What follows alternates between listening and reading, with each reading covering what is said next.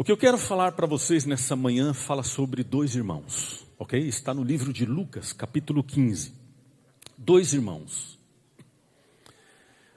Na verdade, não é uma história real. Ela foi inventada para ensinar algumas lições para as pessoas naquela época e também para nós hoje. Ela é, na verdade, o que se chama de uma parábola. É uma parábola em forma de narrativa, também conhecida como parábola exemplo. E ela foi criada num contexto onde duas outras parábolas vêm antes, no mesmo capítulo 15. Essas duas parábolas que vêm antes, uma fala sobre uma ovelha perdida, a outra fala sobre uma moeda perdida, onde a lição é a mesma, é a alegria de quando a pessoa encontra alguma coisa que se perdeu. A primeira usa um animal para ilustrar a situação, a segunda usa um objeto, e agora o que é apresentado vem no contexto de família. Nessa história inventada, não se ouve falar da mãe, só do pai e seus dois filhos. No começo da história o foco está no filho mais novo, depois o foco da história passa para o pai, e no fim o foco da história passa para o irmão mais velho. Jesus contou essa história para explicar para os fariseus porque ele estava sempre no meio de pecadores, porque os fariseus viviam reclamando disso. A visão deles não concordava com esse tipo de ideia. E na verdade eu não sei se eles perceberam, os fariseus, mas eles representavam o filho mais velho da história. Porque eles não gostavam do fato de Jesus ser misericordioso com as pessoas que erram. E por isso Jesus estava mostrando para eles, através de uma ilustração, que o seu amor é igualzinho ao amor do pai dessa história. E essa história, na verdade, para nós hoje, ela é um exemplo de como Deus trata o ser humano. Quando a gente erra. E não só quando a gente erra, a forma como Deus trata a gente depois que a gente erra, quando a gente se arrepende e até mesmo antes disso. Então o texto que a gente vai analisar começa no capítulo 15, Lucas 15, os versos 1 a 3 preparam um cenário para as três parábolas que vêm a seguir.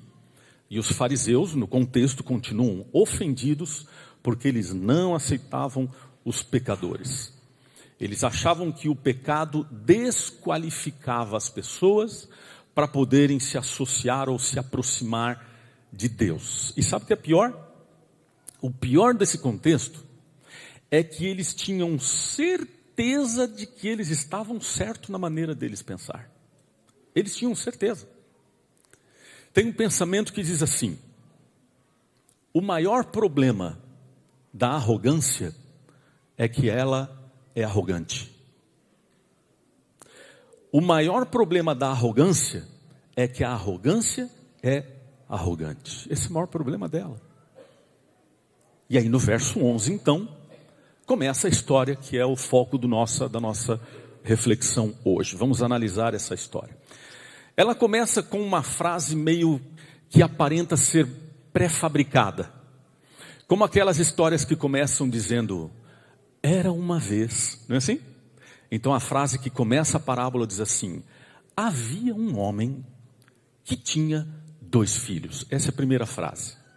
A estrutura dela, da parábola, ela é muito parecida com as outras duas, porque sempre nas parábolas existem 2 lados que se contrastam. Os 2 filhos, as virgens tolas e as sábias, os 2 devedores, todas elas existem 2 lados que se contrastam entre si. E o que chama atenção na parábola é a atitude e o comportamento do pai. O pai na história, ele é um símbolo incondicional do amor de Deus. Ele é representado por um homem, um rico homem, agricultor, que dá de tudo para os seus filhos e que ama os seus filhos incondicionalmente, do mesmo jeitinho que Deus ama você e a mim. E aí no verso 12, a história diz assim: o mais jovem disse ao pai: pai, dá a minha parte dos bens que vão me pertencer no futuro. Então ele dividiu suas propriedades entre eles. Pelo decorrer da história, da narrativa, a gente consegue entender algumas coisas, como por exemplo, esse era o filho mais novo, que era solteiro, talvez por volta dos seus 20 anos de idade. O pedido que ele faz é na verdade uma afronta contra o seu pai. É na verdade uma ofensa. Você pedir a herança para um pai antes da sua própria morte é um pedido desrespeitoso, é provocador e até de certa forma legalmente prematuro, inaceitável. Naquela época, por lei, os filhos mais velhos tinham o direito de receber 2/3 de toda a propriedade que o pai tinha. E o 1/3 restante era dividido em todos os demais outros irmãos. Então o mais velho recebia 2/3, os outros recebiam 1/3. Como a gente aqui, a parábola fala de 2 filhos apenas, a gente entende que esse rapaz recebeu 1/3 de tudo que o seu pai tinha. Só que na verdade, esse pedido, ele era um insulto. Era uma rejeição do pai.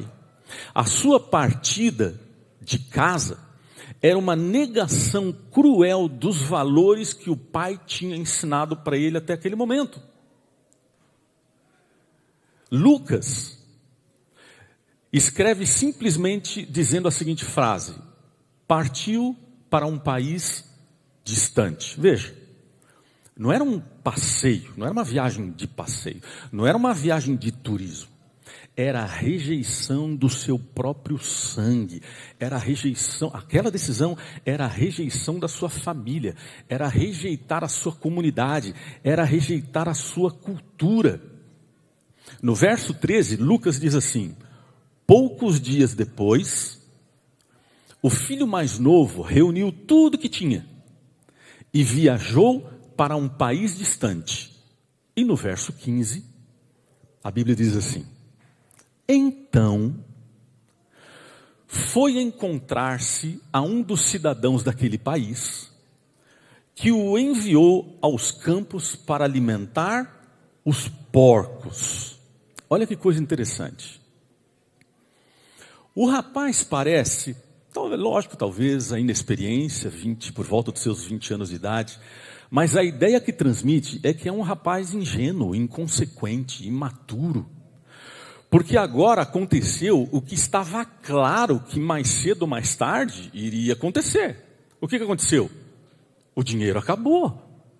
Quando você tem dinheiro e gasta o dinheiro, chega uma hora que acaba. E agora ele estava passando fome, e para um judeu, o porco era considerado um animal impuro. Eles nem tocavam num porco.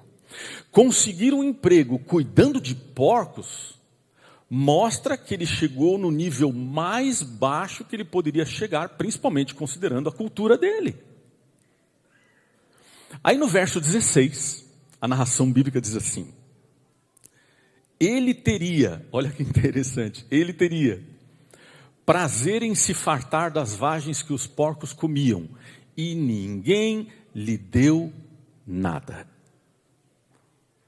As vagens que os porcos comiam eram frutos de uma árvore chamada alfarrobeira, que era uma árvore muito comum encontrada na região do Mediterrâneo. Hoje esse fruto ainda existe, é conhecido como pão de São João, pão de São João. E esses frutos na época eram usados para alimentar os animais.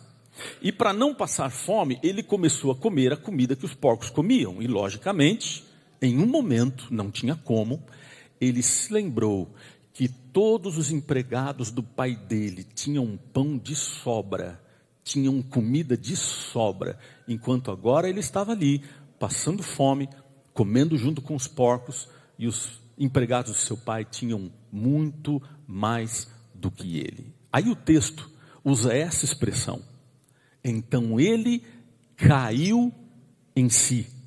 Essa é a expressão.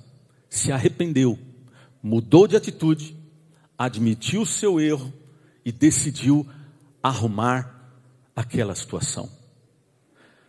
Começou a ensaiar um pedido de desculpas em frente de um espelho que ele tinha encontrado no lixo, e o seu arrependimento era genuíno. A gente pode crer nisso, porque o texto, a frase que o rapaz usa é assim: pequei contra Deus e contra meu pai. Não era só medo das consequências, não era só uma encenação, porque se fosse uma encenação, se não fosse genuíno, ele até mencionaria o seu pai, mas ele não mencionaria Deus, porque quando a gente mente, a gente não põe Deus no meio.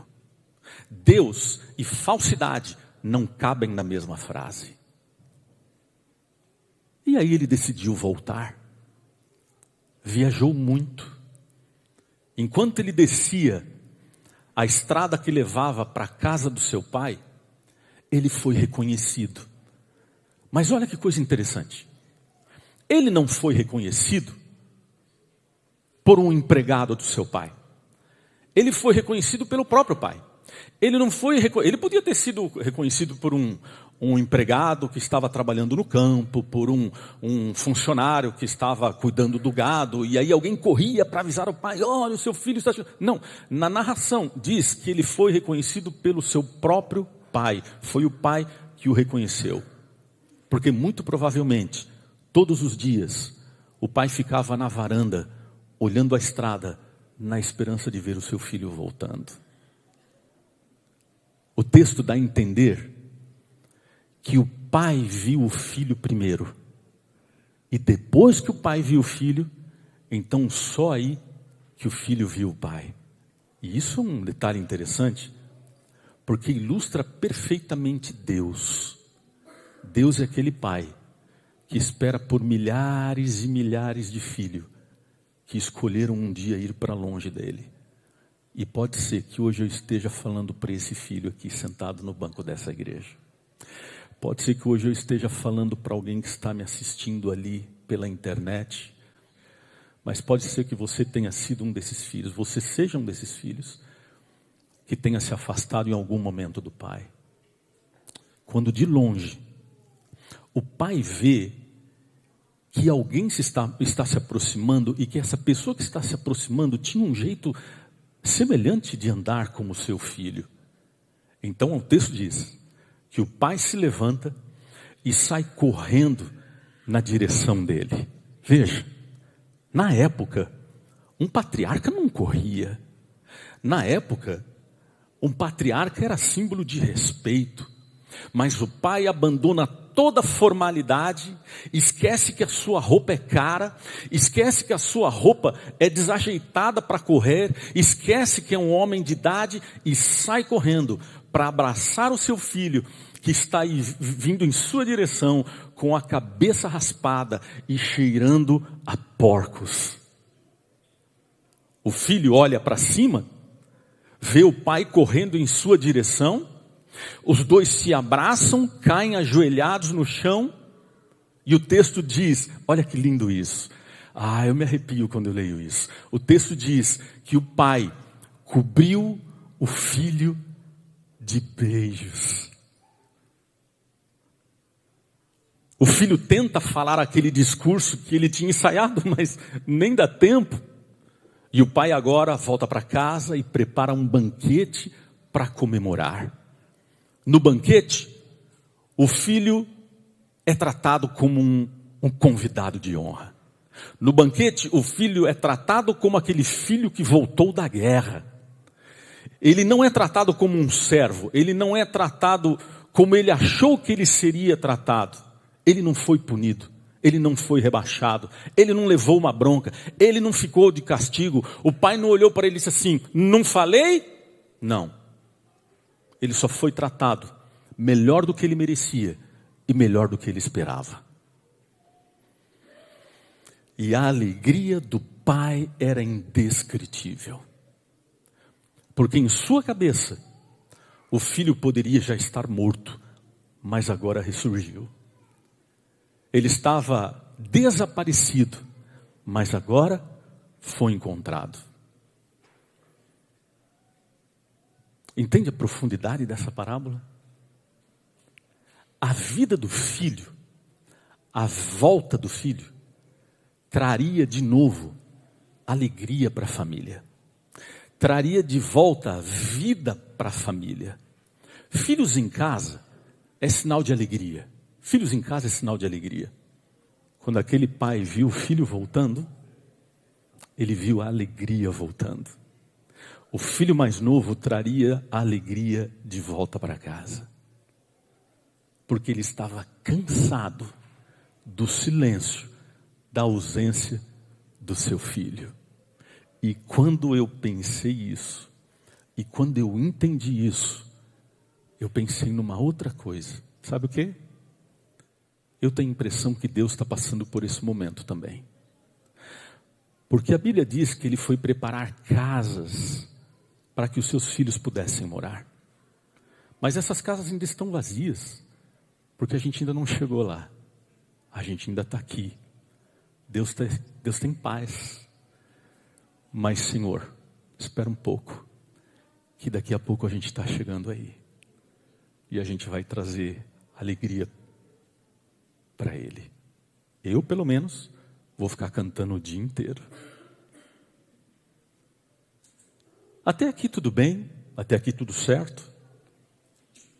Mas, de repente, essa ideia de alegria, ela é quebrada de uma forma que a gente não espera, com um pensamento que não combina com o restante do texto. Parece até ser uma outra história, porque no verso 28 diz que com o retorno do filho mais novo, o filho mais velho ficou irado e não quis entrar em casa. E o pai agora, a partir desse momento, tem que lidar com a alegria de um e a ira do outro, por incrível que pareça. Só que mesmo assim, o pai continua sendo bom para ambos os filhos. E aqui vem mais uma vez a figura de Deus, que todos os dias continua sendo bom para os filhos que são bons e continua sendo bom para os filhos que se iram com Ele. Por uma razão muito simples.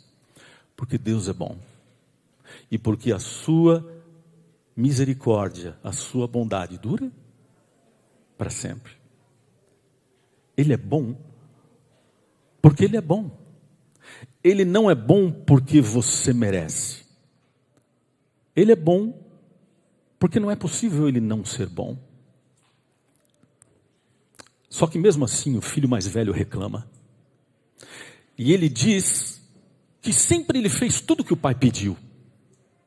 Que ele nunca se afastou, e mesmo assim, o pai nunca deu nenhum cabrito para ele poder comemorar com os amigos dele. E descreve, olha só que coisa, e descreve ainda o seu relacionamento como pai, como sendo um relacionamento de escravidão. Sabe, tem muita gente por aí que vive como escravo. Escravo da igreja, escravo da religião, escravo da consciência, escravo da tradição, escravo das aparências. Olha que coisa interessante. Os dois filhos tinham as mesmas coisas. Eles tinham o mesmo pai, eles tinham a mesma casa, eles tinham o mesmo padrão de vida, mas tinham visões diferentes. O que saiu, voltou entendendo que na casa do pai ele tinha tudo. O que ficou, ficou achando que na casa do pai ele não tinha nada. A raiva do mais velho foi tanta que no verso 30, ele não chama o irmão mais novo de meu irmão, como ele tinha já feito tantas vezes antes por ser o irmão mais velho, mas ele chama o irmão mais novo de aquele teu filho, como quem diz assim, não é mais meu irmão. Ei, Quando é que foi que você parou de reconhecer as pessoas, ou algumas pessoas, que estão aqui dentro desse lugar como teus irmãos? Quando foi que isso aconteceu? Quando foi que um negócio mal feito? Quando foi que uma sociedade que não terminou direito? Quando foi que aquele comentário ou aquela frase mal pensada fez com que essa pessoa que frequenta a mesma igreja deixasse de ser mais o teu irmão? Quando foi? E você começou a olhar para essa pessoa como um estranho. Quando foi que isso aconteceu? E isso talvez mostre para nós que nós todos somos filhos que querem viver longe do Pai. Sabe, existem duas maneiras de você ser mal. Existem duas maneiras de você ser mal. Uma é muito simples. A primeira é muito simples. Se diz assim: eu vou ser mal. E pronto. As pessoas vão ver que você escolheu ser uma má pessoa. As pessoas vão ver que você é egoísta.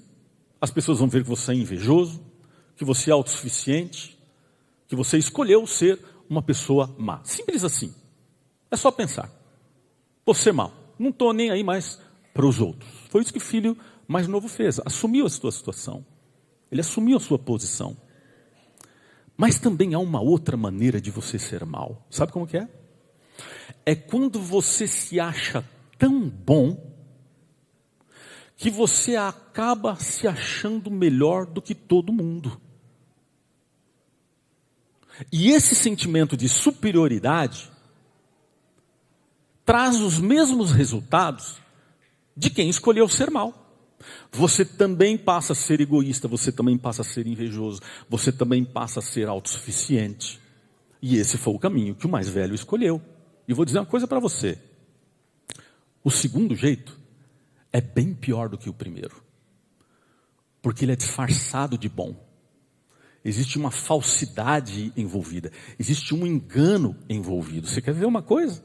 Quer ver uma coisa? Quando a gente vai para o verso 13, que descreve o que o mais novo fez, a Bíblia diz exatamente assim. Olha aí no seu verso 13. Diz assim, olha. Partiu, presta atenção. Partiu para um país distante. E ali desperdiçou seus bens, vivendo dissolutamente. Esse é o texto que a Bíblia descreve o que o mais novo fez. Em nenhum outro lugar acrescenta mais nada. É isso daqui, olha. Partiu para um país distante, e ali desperdiçou seus bens, vivendo de que forma? Dissolutamente. Tudo bem. O texto não dá detalhes do que ele fez. Só diz que ele viveu dessa forma. Só que, quando a gente vai para o verso 30, o verso 30 descreve a conversa agora do mais velho com o pai. E o verso 30 diz que o mais velho disse assim: ele desperdiçou os teus bens com as meretrizes. Hã? O 30 diz assim: ele gastou o teu dinheiro com as prostitutas. Eu te pergunto, de onde é que ele tirou essa informação? Onde que ele viu esse detalhe? Onde é que ele encontrou? Porque a parábola não disse isso. Disse que ele viveu de que forma? Dissolutamente. Ele não sabia o que o irmão tinha feito. Ele não tinha ido viajar com o irmão. Sabe o que ele fez? Ele inventou. Ele aumentou. Ele mentiu. Porque o seu orgulho deu para ele um espírito julgador. E como resultado, ele mente e inventa. Percebeu a diferença? Uau! Uau!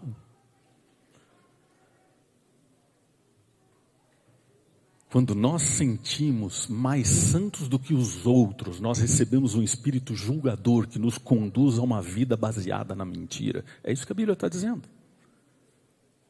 Você já viu isso? Você já viu essa situação? Que acontece na roda de amigos ou num grupo de estudos bíblicos, quando alguém chega para o outro e fala assim: gente, nossa, você viu o que aconteceu com fulano? Eu vou dizer para você o que aconteceu, que é para você orar por ele, né? Porque crente não faz fofoca, crente faz pedido de oração, né? Crente não fofoca, crente faz pedido. Olha, ora por ele, puxa, olha só o que aconteceu. Na continuação, o pai lembra o filho mais velho de que ele não ia perder nada com o retorno do filho. Ele não precisava ter ressentimento, porque ele não ia ser afetado em forma alguma com o retorno do filho. E a resposta do filho fica em aberta para todos nós. Não diz se ele foi cumprimentar o irmão, não diz. Não diz se ele participou da festa, não diz. A única impressão é que a situação dos filhos se inverteram. O que estava longe, agora está perto. E o que estava perto, agora está longe. O mais interessante é que a posição dos filhos se inverteram no fim da parábola. Mas os dois filhos se tornaram pródigos. No começo era o mais novo e no fim era o mais velho. O mais velho parece no final da história estar onde estava o mais novo no começo. Perto de casa, mas longe do pai. E ele sentia mais escravo do que filho. Nunca tinha feito nada de errado, mas também nunca tinha feito nada com alegria. Eu vou dizer uma coisa para você. Fazer o que é certo pelo motivo errado é tão errado quanto fazer o errado pelo motivo certo. Entendeu?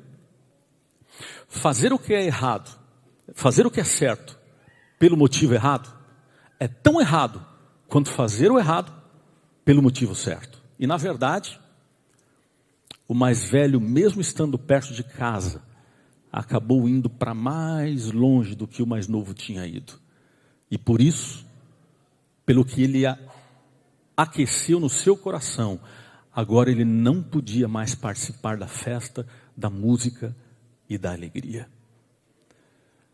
Por causa dessa situação que ele aceitou no seu coração, ele assume a posição de uma criança mimada, de um bebê nascido em família real, sem saber quão abençoado ele era, só podia fazer beicinho, reclamar, se chatear e repreender o seu pai. Os anos de emoções negativas que tinham sido reprimidas agora surgem bem no meio do que deveria ser uma festa entre família.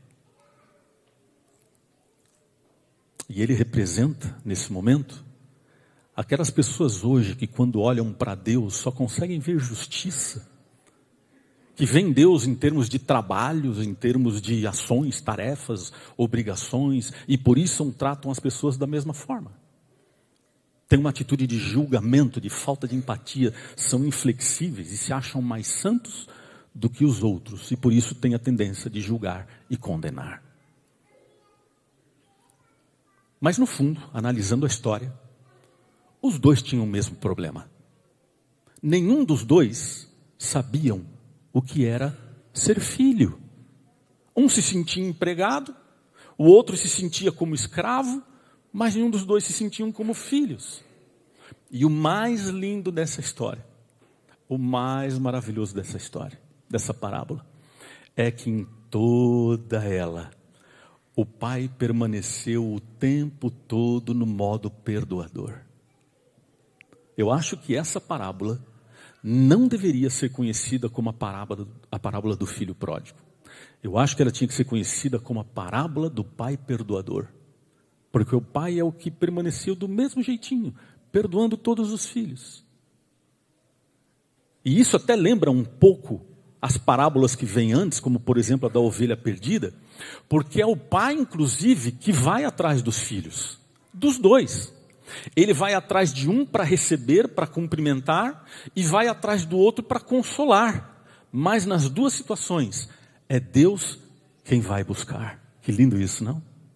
Como é que pode o pai ser tão diferente de seus filhos? E a gente pergunta assim, como é que eles aprenderam a ser assim? Ele era amoroso para suportar a rejeição de um e o ressentimento do outro.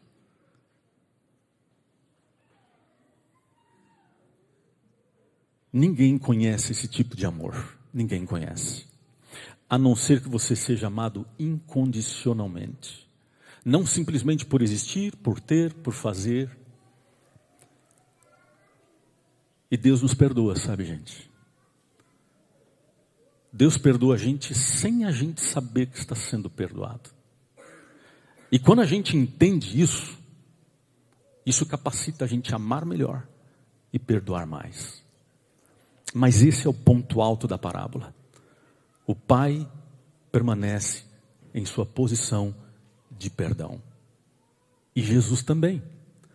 Porque enquanto ele está narrando a parábola para os fariseus, ele não permite que os fariseus interfiram no seu ministério e continua andando com pecadores e gente que talvez eles não aprovariam.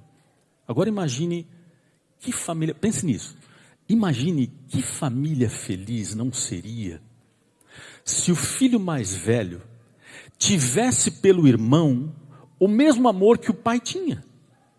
Se todos os dias ele ficasse junto com o pai na varanda, com a mão, o braço em volta do ombro do pai, perguntando: pai, você viu ele? Será que é hoje que ele vai voltar? Imagine que família não seria feliz quando, se ele tomasse essa atitude e amasse o irmão como o pai amava o filho. Imagina que família feliz nós não seríamos se todos nós amássemos os nossos irmãos da mesma forma que o pai ama os seus filhos. E agora eu tenho que falar uma coisa para você. E agora a gente chega no momento em que minha conversa é diretamente para você. E a gente tem que pensar nisso. E a minha pergunta é a seguinte: quem é você nessa parábola? Porque a parábola é para tirar algumas conclusões. Quem é você nessa parábola? Você é o filho mais novo, que saiu de casa, escolheu ficar longe do pai, sente que precisa voltar, mas está morrendo de vergonha, ou que não sabe como voltar, ou que ainda tem dúvidas se o pai vai querer você de volta ou não, ou que quer voltar, mas não tem coragem. Quem é você nessa parábola? Ou você é o filho mais velho, que sempre esteve aqui, que nunca se afastou, mas que também não tem mais alegria em estar aqui, que nem sabe o porquê você está aqui, que talvez você venha aqui porque a sua esposa vem, que você talvez venha aqui porque o teu marido vem, que você vem aqui talvez porque os teus pais te trazem para cá, mas que você não tem prazer em estar aqui, que não sente mais alegria em estar perto do Pai. Quem é você? Cada um de nós é diferente. Cada um de nós é diferente. Tem pessoas que vivem um passado muito intenso. Muitos de nós aqui, talvez alguns de nós aqui, já viveu um passado muito intenso, cheio de festas, baladas, drogas, bebidas. Conheço várias pessoas assim. E quando encontrou Jesus, a vida dessas pessoas foi transformada. E hoje é uma outra pessoa. Mas existem pessoas, e eu me encaixo nessa categoria, que sempre estiveram em casa, nunca se afastaram, nunca saíram da igreja, a vida foi sempre tranquila, que não consegue nem detectar quando é que aconteceu a sua conversão, porque não teve nada de tão especial, nada diferente aconteceu, mas também não vem mais graça em nada. Deixa eu te dizer uma coisa, não importa que filho você é, a parábola mostra que o pai ama todos os filhos, do mesmo jeito. E Jesus não termina a parábola. Quando você lê ela para em suspenso. Jesus não termina a parábola, ela acaba assim, sem um final. Sem dizer se o filho mais velho foi para a festa ou não. Não diz como é que foi o relacionamento da família depois que o irmão voltou. Não dá nenhum detalhe. Nenhum detalhe. Mas tem uma coisa que eu tenho que dizer para você, e você não pode voltar para casa sem ouvir isso. A parábola termina de uma forma que eu não posso deixar isso de lado. Está no verso 31. Porque Jesus, eu não vou dizer encerra, mas para a parábola, fazendo uma declaração de amor para você. Porque o texto mostra, no verso 31, a conversa entre o pai e o filho mais velho. E no verso 31, o pai diz assim: tudo o que eu tenho também é teu. Olha que incrível, porque isso é verdade até hoje. Deus está dizendo isso para você até hoje, e meu filho. Porque esse Espírito, tudo que eu tenho é teu. O meu amor é teu, a minha paz é tua, a minha alegria é tua. A alegria de viver perto do Pai está à sua disposição. A minha paciência é tua, a minha compaixão é tua, meu coração é teu, eu dei a minha vida por você, meu perdão é teu, a minha força para vencer a tentação é tua. Eu não estou te emprestando, é teu. Diz uma história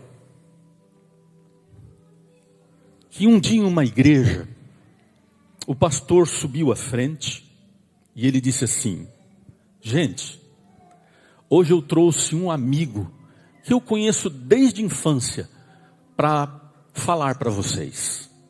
E eu gostaria que vocês prestassem atenção. O pastor desceu e subiu à frente um senhor, já de idade bem avançada. E esse senhor começou a contar uma história para a igreja. Ele disse assim: um pai e seu filho e um amigo do seu filho estavam navegando em um barco na costa do Pacífico, quando de repente, sem ninguém perceber, veio uma tempestade. De repente, a tempestade cresceu de forma que ninguém percebeu. E agora, sem visão nenhuma, porque tudo estava escuro, era impossível de conseguir fazer o barco voltar para a costa. As ondas estavam muito altas. Mesmo o pai tendo muita experiência, o mar ficou incontrolável de uma forma que eles não conseguiram manter o barco em pé. Os três foram arrastados para dentro do oceano, até um momento em que o barco virou. Enquanto ele contava isso, tinham dois adolescentes sentados no primeiro banco. E os dois adolescentes acompanhavam a história assim com os olhos arregalados. E então, o velhinho continuou.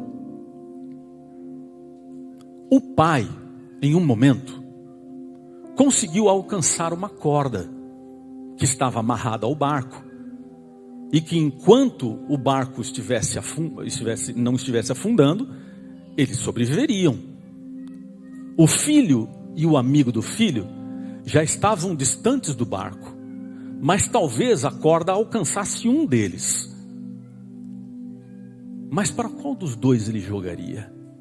Ele jogaria para o filho ou para o amigo do seu filho?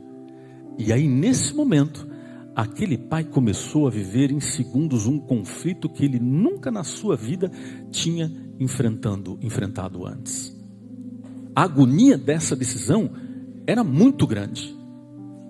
Até que em um momento, o pai gritou para o filho: filho, eu te amo. E jogou a corda para o amigo do filho. Os dois sentados na frente ficaram indignados com isso. Como assim? Como é que ele não jogou para o filho dele? Então o garoto segurou a corda. O pai puxou o amigo do filho para perto do barco. E quando ele olhou de volta, o filho já tinha desaparecido sob as ondas. O corpo desse menino nunca foi encontrado. Os dois adolescentes, então, sentados no banco, não podiam entender. Havia um silêncio total. Então o homem disse: O pai tomou essa decisão porque o pai sabia que o filho conhecia Jesus e que se ele morresse naquele dia, o seu filho seria salvo. E ele sabia também que o amigo do seu irmão não conhecia Jesus e que se ele morresse naquele dia, pode ser que ele não fosse salvo. E isso fez ele tomar a decisão. Por isso, ele sacrificou o seu filho para salvar o amigo. O velho terminou a história, saiu do púlpito, sentou numa cadeira. O pastor veio até a frente, havia um completo silêncio. O pastor fez uma oração e despediu a igreja. Quando todos saíram, os dois adolescentes chegaram para o velho e disseram assim: essa história aconteceu mesmo? Ele falou: aconteceu. Não é possível. Aconteceu de verdade? Aconteceu. E como é que o senhor pode provar que ela aconteceu? É muito simples. Porque eu fui o pai que joguei a corda. E o amigo do meu filho é o seu pastor. Duas histórias. Duas representações de pais que falam do mesmo Deus. Quem é você? É você esse filho que foi para longe e que precisa voltar e que sente que precisa voltar? Quem é você? É um mais velho que sempre esteve por perto, que está aqui de repente hoje, mas que sente que a sua vida espiritual não tem mais alegria? Quem é você? Ainda nós temos um pai que hoje está jogando a corda na sua direção, para que você possa segurar essa corda e com ela você receber a salvação. Que filho eu sou?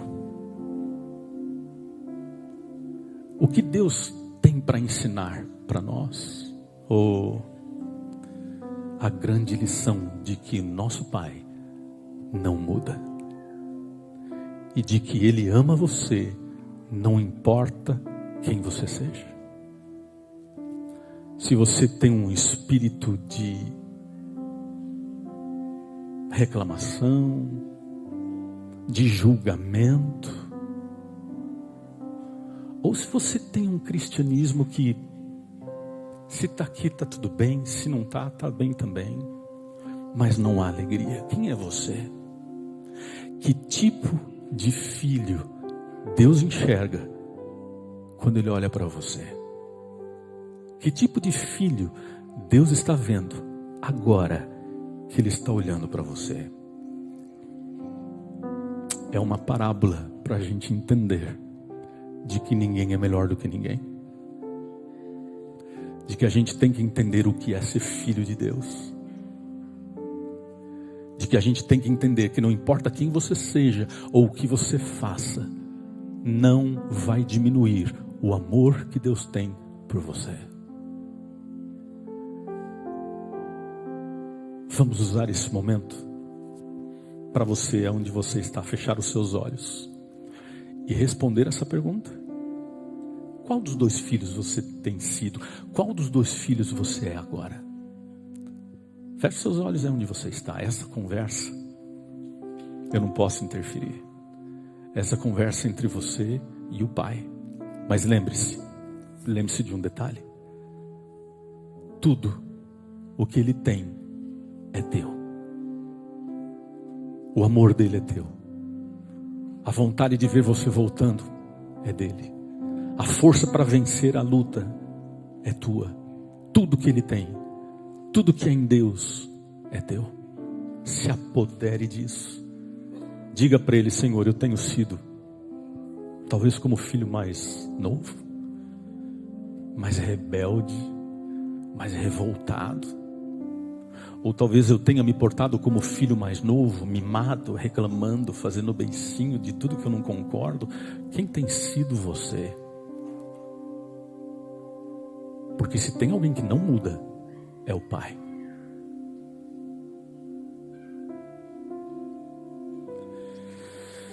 Querido Jesus, essa parábola ensina para nós muito mais sobre quem o Senhor é. Nós somos esses filhos, somos diferentes entre nós, mas o que nos constrange é a gente olhar para todos esses nossos defeitos, o jeito humano, falho que nós somos, e o Senhor ainda continuar amando pessoas como nós. E a gente se afoga cada vez mais, achando que a gente é alguma coisa, achando que a gente é alguém, achando que nós somos bons, achando que longe de ti a nossa vida vai ser melhor, tendo inveja de um outro irmão que voltou e recebeu mais perdão do que eu, ou vivendo uma vida comum, pacata, morna. Não fiz nada de errado, mas também não tenho prazer nenhum. Querido Deus, a gente consegue ver o Senhor correndo na estrada. A gente consegue ver o Senhor vindo em nossa direção, ignorando nossa cabeça raspada, ignorando nosso cheiro de porco, nos abraçando e dizendo, como diz as palavras da tua parábola, cobrindo cada um de nós com os teus beijos.